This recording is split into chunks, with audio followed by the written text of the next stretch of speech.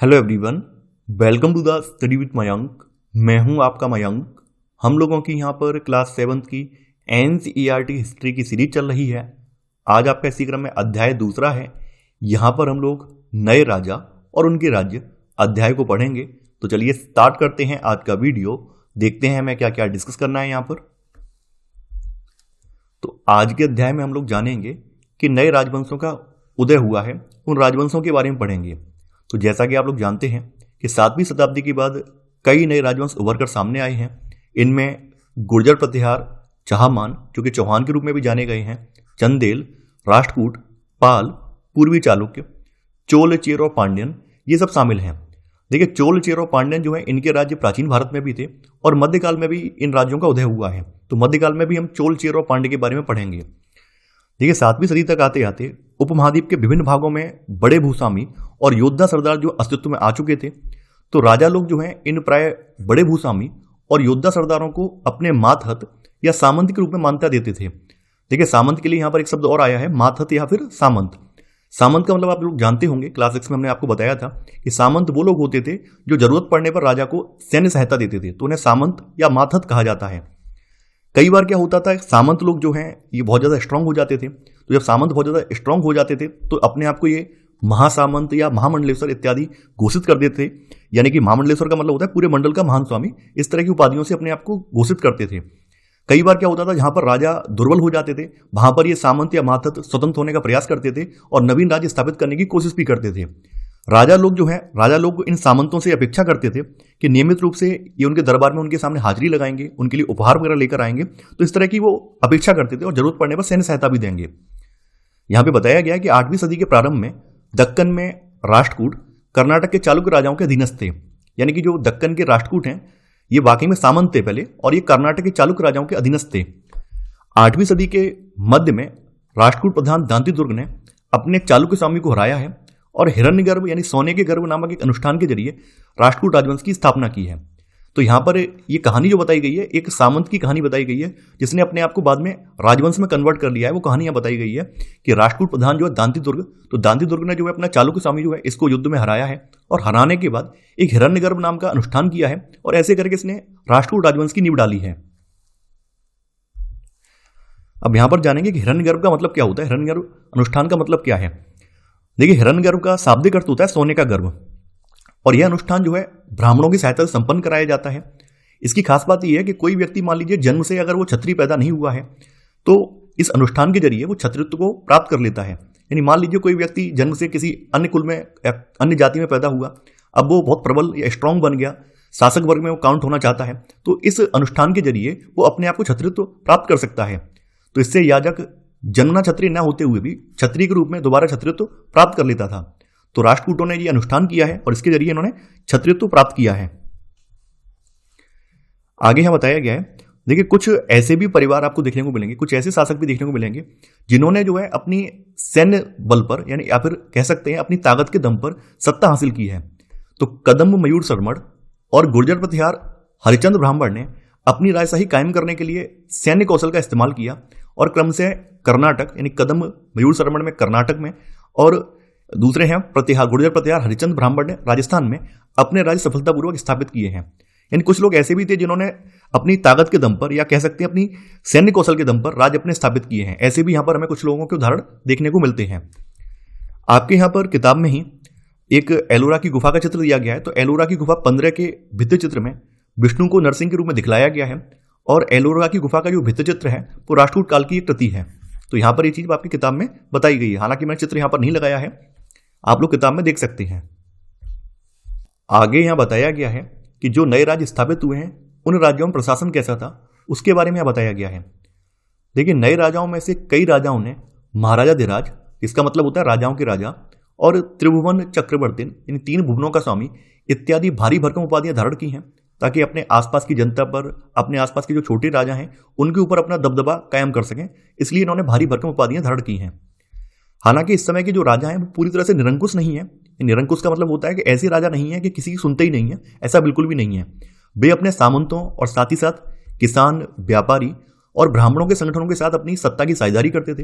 यानी यहाँ पर जो सत्ता है, सत्ता की साझेदारी होती थी और ये राजा जो है अपने सत्ता की साझेदारी अपने सामंतों के साथ, किसानों के साथ, व्यापारी संगठनों के साथ या ब्राह्मणों के संगठनों के साथ करते थे।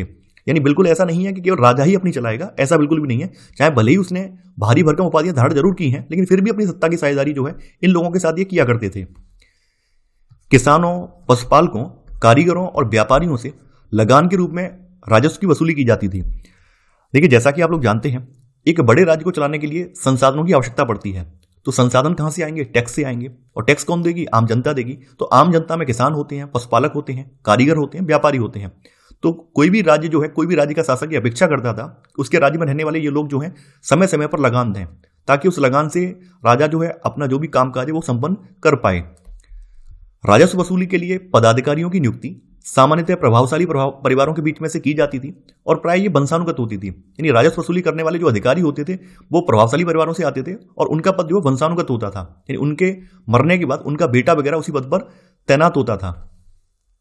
आगे यहां बताया गया है कि तमिलनाडु के चोल वंश के अभिलेखों में विभिन्न किस्म के करों के लिए 400 से ज्यादा सूचक शब्द मिलते हैं। यानी कहने का मतलब ये है कि जो चोल वंश के अभिलेख हैं उनमें 400 से ज्यादा करों के बारे में चर्चा की गई है, जिनमें से कुछ करों का जिक्र यहां पर किया गया है, जिसमें बेट्टी यानी जबरन श्रम और कदमाई यानी कि भू राजस्व ये प्रमुख थे। यानी बेट्टी का मतलब यह है कि किसी से जबरन श्रम के रूप में काम करवाना, ये बेट्टी कहलाता है। और कदमाई का मतलब यह है भू राजस्व। तो ये कर उस समय प्रमुख थे। प्रशस्तियां और भूमि अनुदान।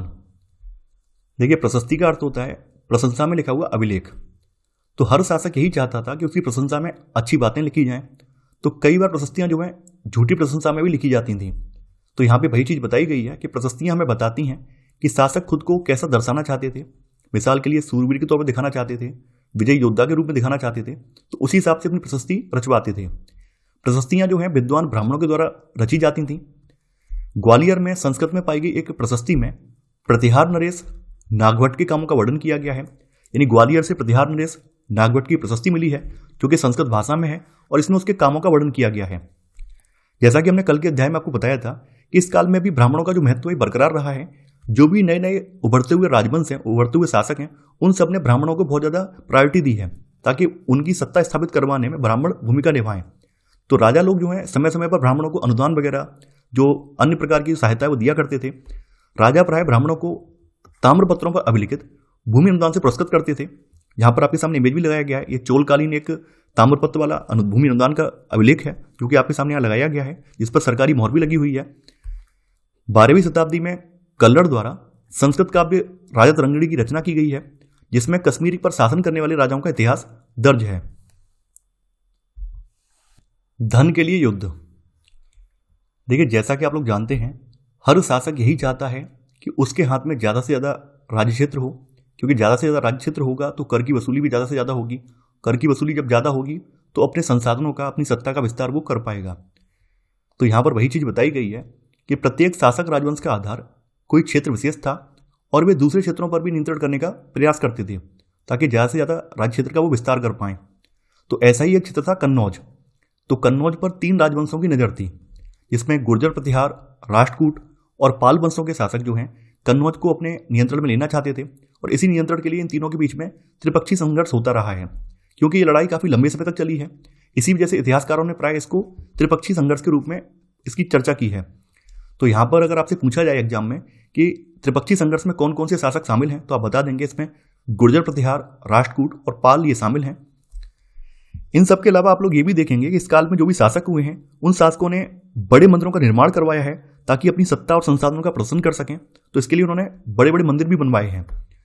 देखिए, जब भी कोई शासक किसी दूसरे शासक पर आक्रमण करता था तो सबसे पहले वो मंदिरों को निशाना बनाते थे, क्योंकि मंदिर जो थे धन संपदा और वैभव का प्रतीक थे। तो जब भी ये शासक जो है एक दूसरे के राज्यों पर आक्रमण करते थे तो मंदिरों को भी अपना निशाना बनाते थे। यहां पर अफगानिस्तान के गजनी के सुल्तान महमूद के बारे में बताया गया है।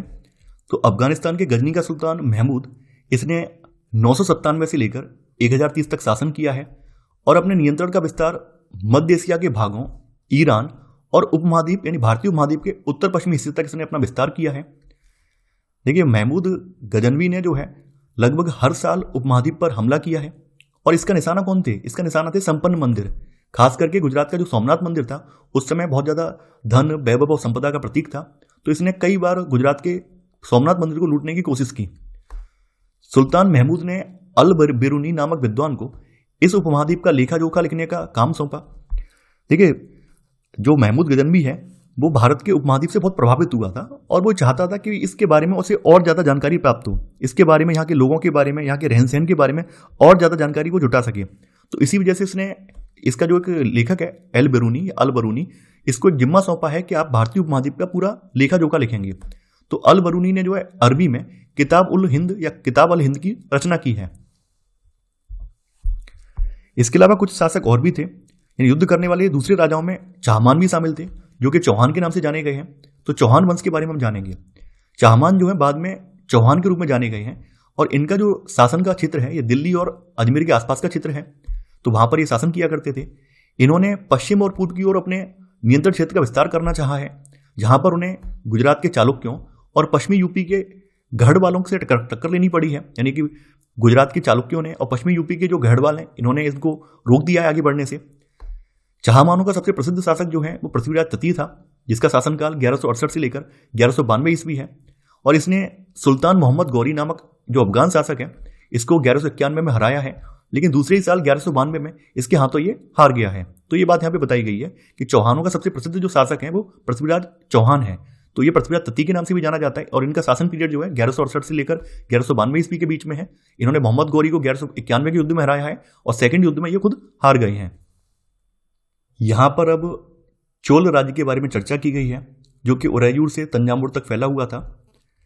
तो यहां पे बताया गया कि कावेरी डेल्टा में मुट्टरियार नाम से प्रसिद्ध एक छोटे से मुखिया परिवार की सत्ता थी और ये कांचीपुरम के पल्लव राजाओं के मातहत या सामंत थे। तो उरैयार के चोलवंशी प्राचीन मुखिया परिवार के विजयालय ने 9वीं सदी के मध्य में मुट्टरियारों को हराकर इस डेल्टा पर कब्जा जमाया है। यानी पूरी कहानी बताई गई है कि कैसे करके यहाँ पर एक चोलवंशी प्राचीन मुखिया परिवार है, जिसमें एक व्यक्ति हुआ है विजयालय। तो विजयालय ने क्या किया है, 9वीं सदी के मध्य में जो मुट्टरियार हैं, मुट्टरियार क्या है, मुट्टरियार जो कि पल्लव राजाओं के मातहत हैं, उनको विजयालय ने हराया है और इन्हें हराने के बाद इसने चोल वंश की नींव डाली है। तो अगर आपसे कहीं पूछा जाए कि चोल वंश का संस्थापक कौन है, तो चोल वंश का संस्थापक विजयालय को कहा जाता है। विजयालय ने जो है वहां तंजावुर शहर और निशुंभ सूदनी देवी का मंदिर भी बनवाया है। विजयालय के उत्तराधिकारियों ने दक्षिण और उत्तर के पांड्यन और पल्लव के इलाकों को राज्य का हिस्सा बना लिया है। यानी अपने राज्य का विस्तार करते हुए इसने दक्षिण के जो पांड्यन हैं और उत्तर के जो पल्लव के इलाके हैं उनको भी राज्य का हिस्सा बना लिया है। राजराज प्रथम 985 ईस्वी में राजा बना है, जो कि शक्तिशाली चोल शासक माना जाता है। यानी चोल वंश का सबसे शक्तिशाली शासक राजराज प्रथम था। राजराज प्रथम का पुत्र है राजेंद्र प्रथम। इसने गंगा घाटी, श्रीलंका और दक्षिण पूर्व एशिया के देशों पर हमला किया है। देखिए, कई बार पूछा जाता है कि वह कौन सा चोल शासक है जिसने गंगा घाटी का अभियान किया था, तो यह राजेंद्र प्रथम है जिसने गंगा घाटी का अभियान किया था। तो राजेंद्र प्रथम ने अभियानों के लिए एक जलसेना भी बनाई है। अब देखिए, यहां पर हम लोग चोलकालीन भव्य मंदिर और उस समय की जो कांस्य मूर्ति कला है उसके बारे में जानेंगे। तो राजराज और राजेंद्र प्रथम ने तंजावुर और गंगईकोंड चोलपुरम में अनेक मंदिर बनवाए हैं।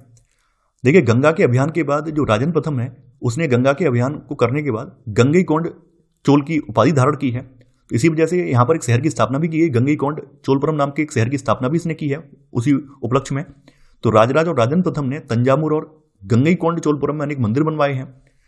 उस समय के मंदिर केवल और केवल पूजा आराधना के केंद्र नहीं थे, बल्कि ये आर्थिक, सामाजिक और सांस्कृतिक जीवन के केंद्र भी थे। यानी मंदिर के आसपास ही पूरी बस्तियां विकसित हुई थी, जहां पर आर्थिक कार्य, सामाजिक कार्य और सांस्कृतिक कार्य, ये सभी कार्य संपन्न किए जाते थे। मंदिर के आसपास पुरोहित, मालाकार, बाबरची, मेहतर यानी सफाई करने वाले, संगीतकार, नर्तक इत्यादि इन सब की बस्तियां होती थी। देखिए, मंदिर के साथ साथ जो है शिल्प का कार्य भी किया जाता था। यानी मंदिर जो थे शिल्प उत्पादन के केंद्र भी थे। तो मंदिरों के साथ जुड़े हुए शिल्पों में सबसे विशिष्ट कांस्य प्रतिमाएं बनाने का काम था। यानी कि यहाँ के जो मंदिर हैं वो कांस्य प्रतिमा बनाने के लिए फेमस थे। ज्यादातर जो प्रतिमाएं हैं वो देवी देवताओं की होती थी, हालांकि कुछ प्रतिमाएं जो भक्तों की भी बनाई गई थी। चोलकालीन कृषि और सिंचाई। देखिए, जैसा कि हम लोग चोल का मैप देख चुके हैं, तो चोलकालीन जो राज्य है ये कावेरी नदी के डेल्टा वाले क्षेत्र में पड़ता था। कावेरी नदी बंगाल की खाड़ी में पहुंचने से पहले, यानी बंगाल की खाड़ी में अपना जल गिराने से पहले, कई सारी छोटी छोटी शाखाओं में डिवाइड हो जाती थी। तो कावेरी नदी अपने साथ जो भी अवसाद लेकर आती थी, इन शाखाओं के जरिए उनके मुहानों पर निक्षेपित कर देती थी, जिससे क्या होता था कि आसपास के क्षेत्र में उपजाऊ मिट्टी आ जाती थी। तो उस समय के जो चोल शासक हैं, उन चोल शासकों ने जलद्वार के जरिए कावेरी नदी की शाखाओं में पानी को नियंत्रित करने का प्रयास किया है। तो यहाँ पर उन्होंने जलद्वार बनवाए इस तरह के, उसी समय का एक जलद्वार है और इसका चित्र आपकी किताब में लगाया हुआ है, वहीं से मैंने यहाँ पर चित्र पेस्ट किया है, आप देख पा रहे हैं। तो चोल शासकों ने जो है कावेरी नदी की जो शाखाएं हैं उनके पानी को कंट्रोल करने का प्रयास किया है ताकि आसपास के क्षेत्र में उपजाऊ खेती की जा सके। इन शाखाओं के किनारों पर उपजाऊ मिट्टी जमा होती रहती है जिससे कि यहाँ पर उपजाऊ खेती हो सकती थी। तो इसी वजह से इन शासकों ने जो है यहाँ पर बड़े बड़े जलद्वार बनवाए ताकि इन शाखाओं का पानी नियंत्रित किया जा सके। शाखाओं का पानी कृषि विशिष्ट है, चावल की खेती के लिए आवश्यक आर्द्रता भी मुहैया कराता है। अगर तमिलनाडु की बात करें तो तमिलनाडु में चोल के आने से पहले ही एग्रीकल्चर काफ़ी ज़्यादा डेवलप हो गई थी, काफ़ी ज़्यादा विकसित हो चुकी थी। हालांकि चोल काल में जो है खेती का विस्तार हुआ है, वनों को साफ किया गया है और वनों के स्थान पर अब खेती का विस्तार किया गया है। कई क्षेत्रों में एक साल में 2 फसलें उगाई जाती थी। कावेरी नदी के क्षेत्र में पड़ने के बावजूद भी जो चोल शासन क्षेत्र है वहां पर सिंचाई के अन्य साधन भी थे, कृत्रिम साधन भी थे। तो सिंचाई के कृत्रिम साधनों में कुएं और सरोवर भी शामिल थे। तो कुएं और सरोवर जो है ये भी सिंचाई के प्रमुख साधन थे। अब आगे हम यहाँ पर चोल साम्राज्य का प्रशासन जानेंगे कि चोल साम्राज्य का प्रशासन कैसा था। देखिए, चोल साम्राज्य में किसानों की बस्तियों को उर कहा जाता था, गांव के समूह को नाडु कहा जाता था, ग्राम परिषद और नाडु जो है ये न्याय करने और कर वसूलने जैसे कई प्रशासकीय कार्य करते थे। नाडु के जो कामकाज हैं इसमें वेल्लाल जाति के धनी किसानों का नियंत्रण था, यानी वेल्लाल जाति जो है एक तमिल जाति है और एक धनी जाति मानी जाती है। तो नाडु का जो भी कामकाज होता था ग्राम परिषद में न्याय करने में या कर वसूलने में, उस पर वेल्लाल जाति के धनी किसानों का नियंत्रण था। कई धनी भूस्वामियों को चोल राजाओं ने सम्मान के रूप में मुवेंद वेलन का अर्थ होता है 3 राजाओं को अपनी सेवाएं प्रदान करने वाला। 3 राजा कौन कौन से हैं? चोल, चेर और पांड्य। इन 3 राजाओं के समूह को मुवेंद वेलन भी कहा जाता है। तो मुवेंद वेलन 3 राजाओं को अपनी सेवाएं प्रदान करने वाला या वेलन या किसान, अरैयार प्रधान, इन जैसी उपाधियां दी और उन्हें केंद्र में महत्वपूर्ण राज की पदवी सौंपे हैं। देखिए, चोल अभिलेखों में भूमि की विभिन्न कोटियों का उल्लेख मिलता है। तो यहां पर कौन कौन सी भूमि की कोटियां थी? तो पहली प्रकार की भूमि आ जाती है वेलन वगाई। तो वेलन वगाई जो है गैर ब्राह्मण किसान स्वामी की भूमि थी। ब्रह्मदे जो है ब्राह्मणों को उपहार में दी गई भूमि थी। शाला भोग जो है किसी विद्यालय के रखरखाव के लिए दी गई भूमि थी। देवदान या तिरुन मटुकन्नी जो है मंदिर को उपहार में दी गई भूमि थी। पल्ली चंदम जो है जैन संस्थानों को दान में दी गई भूमि थी। देखिए, ये मोस्ट इंपॉर्टेंट सेक्शन है। कई बार यहां से जो है आईएएस परीक्षा में भी और पीसीएस परीक्षा में भी प्रश्न पूछे जाते हैं। तो ये चीज जो चोल प्रशासन है आपको अच्छे से पढ़ना है। यहां पर एक नोट के रूप में बताया गया है कि पेरिया पुरुनम 12वीं शताब्दी की एक तमिल कृति है जिसका जिक्र आपकी किताब में किया गया है। अब यहां पर ब्राह्मणों को जो उपहार में भूमि मिली थी जिसको ब्रह्मदेव कहा जाता है, तो ब्रह्मदेव की देखरेख कैसे की जाती थी उसके बारे में बताया गया है कि ब्रह्मदेव की देखरेख जो है प्रमुख ब्राह्मण भूस्वामियों की एक सभा के द्वारा की जाती थी और ये सभाएं जो हैं प्रॉपर तरीके से कुशलतापूर्वक काम करती थी। इनके निर्णय शिलालेखों में प्राय मंदिरों की पत्थरों की दीवारों पर ब्यौरेवार दर्ज किए जाते थे। इसके अलावा नगरम के नाम से ज्ञात व्यापारियों के संघ भी जो हैं ये अक्सर शहरों में प्रशासनिक कार्य संपादित करते थे। तमिलनाडु के चिंगलपुर जिले के उत्तर मेरूर से प्राप्त अभिलेखों में ब्राह्मणों की सभा के संगठन के प्रारूप का वर्णन किया गया है। यानी कि उत्तर मेरूर से जो अभिलेख प्राप्त हुए हैं उनमें ब्राह्मणों की सभा के संगठन का प्रारूप दिया गया है कि ब्राह्मणों की सभा का संगठन कैसा होगा। सिंचाई के कामकाज, बाग बगीचों, मंदिरों इत्यादि की देखरेख के लिए सभा में विभिन्न समितियां होती थी और समिति के सदस्यों का चुनाव जो है लॉटरी पद्धति से किया जाता था। उत्तर मेरूर अभिलेख के अनुसार सभा की सदस्यता की शर्तें बताई गई हैं। यहां बताया गया है कि सभा की सदस्यता के लिए इच्छुक लोगों को ऐसी भूमि का स्वामी होना चाहिए जहां से वे भू राजस्व वसूल करते हों, उनके पास अपना घर होना चाहिए और उनकी उम्र जो है 35 से 70 के बीच में होनी चाहिए। इसके अलावा उन्हें वेदों का ज्ञान भी होना चाहिए कि उन्हें वेदों का जो अध्ययन करना है वो भी आना चाहिए। यदि कोई पिछले 3 सालों में किसी समिति का सदस्य रहा है तो वह किसी और समिति का सदस्य नहीं बन सकता है। ये कुछ कंडीशंस थी सदस्यता ग्रहण करने की। अन्यत्र में यहाँ पर तांग वंश के युग का चीन यानी तांग वंश के बारे में वर्णन किया गया है। देखिए, चीन में तांग राजवंश का साम्राज्य जो है लगभग 300 वर्षों तक सत्ता में रहा है। यानी ये 7वीं से लेकर 10वीं सदी तक सत्ता में रहा है। इनकी राजधानी शेयान थी और शेयान दुनिया के सबसे बड़े नगरों में से एक थी जहां पर तुर्की, ईरानी, भारतीय और जापानी और कोरियाई आया जाया करते थे। तांग साम्राज्य की खास विशेषता ये थी कि यहाँ पर जो नौकरशाही थी वो परीक्षा के माध्यम से नियुक्त की जाती थी। तो तांग साम्राज्य परीक्षा के माध्यम से नियुक्त की गई नौकरशाही के द्वारा प्रशासित होता था और अधिकारियों के चयन की यह व्यवस्था कुछ बदलावों के साथ चीन में 1911 तक कायम रही है। तो ये था हमारा आज का वीडियो। आई होप आपको आज का वीडियो पसंद आया होगा। आप लोग इस वीडियो को लाइक और शेयर करना बिल्कुल मत भूलिए। और साथ ही साथ मैंने पहले से ही इन सभी वीडियो के जो प्रश्नोत्तर वाली वीडियो है वो पहले से कंप्लीट करा दिए हैं। अगर आप लोगों को उसका लिंक नहीं मिल रहा है तो वीडियो के डिस्क्रिप्शन में जाके उसका लिंक देख सकते हैं, या फिर मैं एंड में जो एंड स्क्रीन देता हूँ वहाँ पर मैं लिंक डाल देता हूँ, वहाँ पर मैं थंबनेल डाल देता हूँ, उसके जरिए आप उस वीडियो तक पहुँच सकते हैं। तो साथ के साथ अगर आप अभ्यास करते रहेंगे तो आपको चीज़ें और अच्छे से समझ में आएंगी। तो मैं आशा करता हूँ कि आपको ये सीरीज समझ में आ रही होगी, पसंद आ रही होगी। तो आज के लिए बस इतना ही। Thanks for watching. जय हिंद।